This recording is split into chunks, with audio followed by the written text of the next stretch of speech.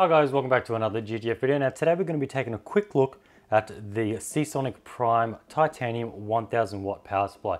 Now Seasonic has sent this for our Phanteks Elite build. You may have seen Phanteks has sent us their massive brand new Elite case. Now we wanted to go at one of the most ultimate power supplies we could, and we wanted to go at the power supply that's not going to conflict with another sponsor. So that's why we love using Seasonic. Not just for that factor, they're also great performing power supplies. We've used quite a few of their units before. First thing that stands out on this box is straight away 12 years warranty. That is insane. I actually had to Google this just to see if there's any sort of trade-offs, if it's like a 7 plus 5 or a 10 plus 2 years warranty if you'd only covered, but it seems like the whole unit is covered for the whole 12 years. So that's pretty insane. I can't even imagine where we would be at in 12 years time when it comes to power supply units. So you pretty much guarantee that this will last you for your entire system build, multiple builds, and especially with 1000 watts, I guess these days, all your hardware is starting to go down in power. We're getting more efficient. The nanometers dropping, I think we're at about 14 and coming down to 10. So things aren't going to be drawing as much power, and especially with NVIDIA, we're only getting up to 2 video cards for gaming. 1000 watt is probably going to be about the maximum you need these days. We will be using 2 1080s in the build.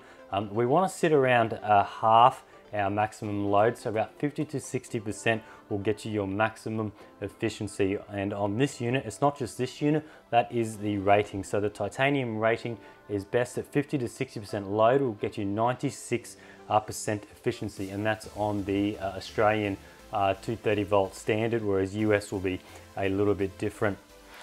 Jumping straight in, we won't spend too much time. I'm not going to do a review on this unit. I just don't have time to put this in a system, but I will be throwing it in the actual case once it's up and built, and I can definitely test it out then. But it's got a really gorgeous box, really nice. It's like reflecting everything. I might just actually put that away to the side. If you like showcasing your boxes on walls, this is very nice. I might just put some of the specs and read them out as I'm unboxing it. Of course, it is a single 12 volt rail. A lot of companies now sticking to your standard single rail, and that is running at 83 amps. So you're not going to have any issues throwing whatever you want at this. Interesting, we have looks like a cable bag.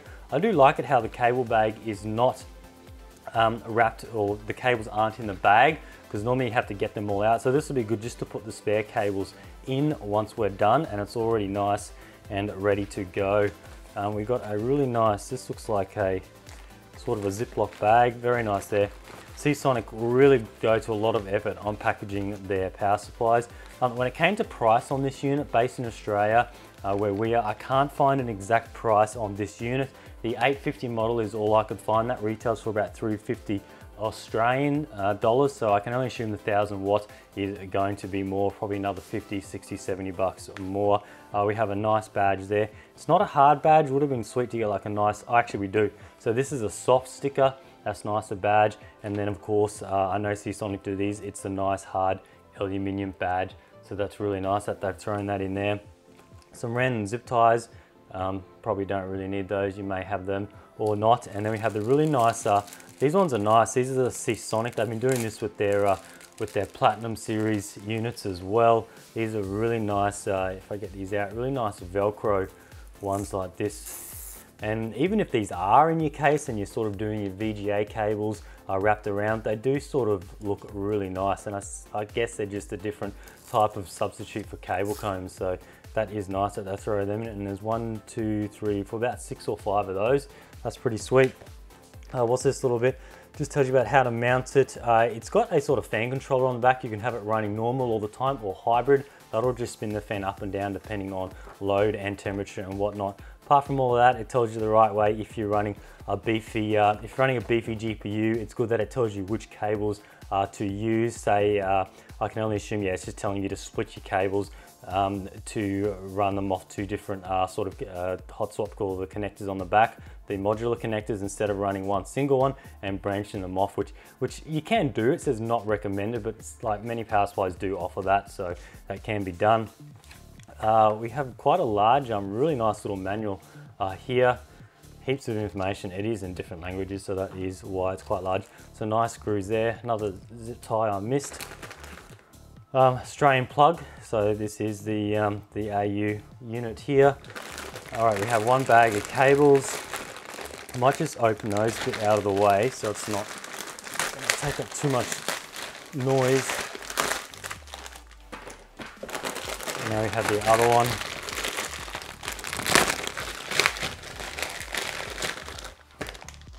All right, so moving on to, we'll just save the PSU for last, keep you guys watching. Now, taking a look at the cables, we have a heap of cables here. I did have it mentioned here. So motherboard, we have your 24 pin, of course, it is sleeved, a nice sleeve there. And that runs at, they do have the length on the boxes, which is really good, 610 millimeters, so 61 centimeters. That is nice and long. You're going to get that in most cases. Probably not a huge server case running, I would probably say that would be fine for most cases, unless you've got some weird, crazy configuration. It's more or less your CPU one if you are running a server case and you need to run it up the top.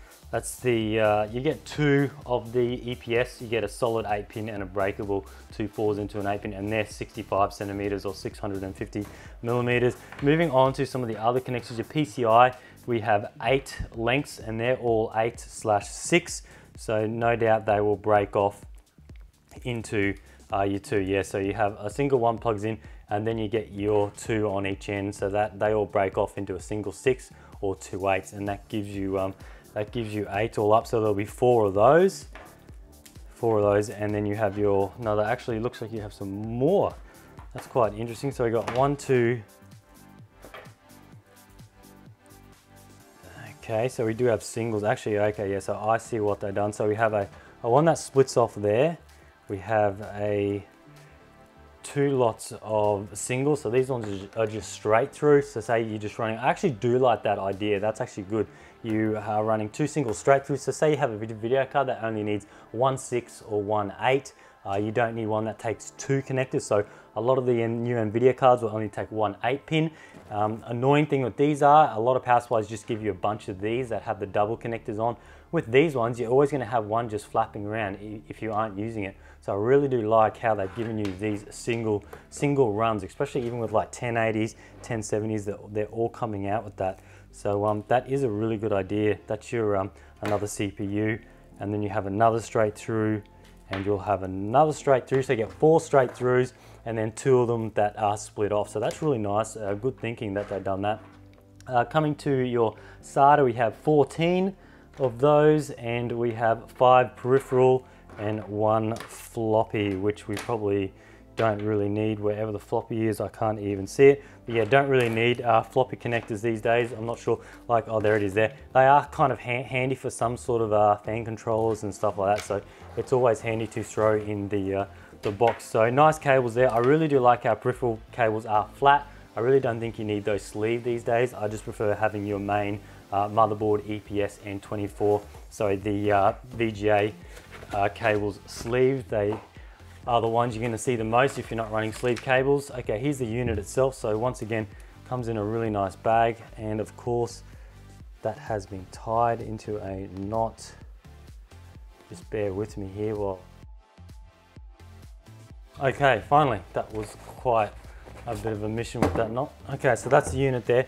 First thing you may notice, the Prime units are much shorter than your traditional power supplies.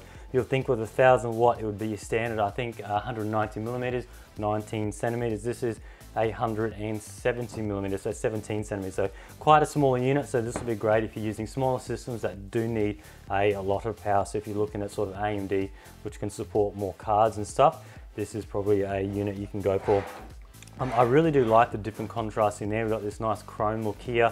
We have a little sort of protective bit over here. Just let me see if I can get that off. There we go. And then we got the Prime logo there. Very, very nice. Actually, we got another one over here. They're going all out with the quality here. Very, very nice. That'll look sick in a, it'll be sitting down like that. So if you got like a nice window, you'll be able to see that sort of reflective, very reflective.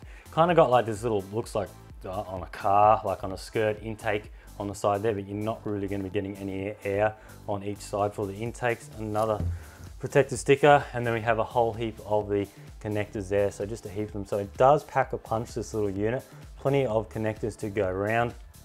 The fan is a fluid dynamic bearing.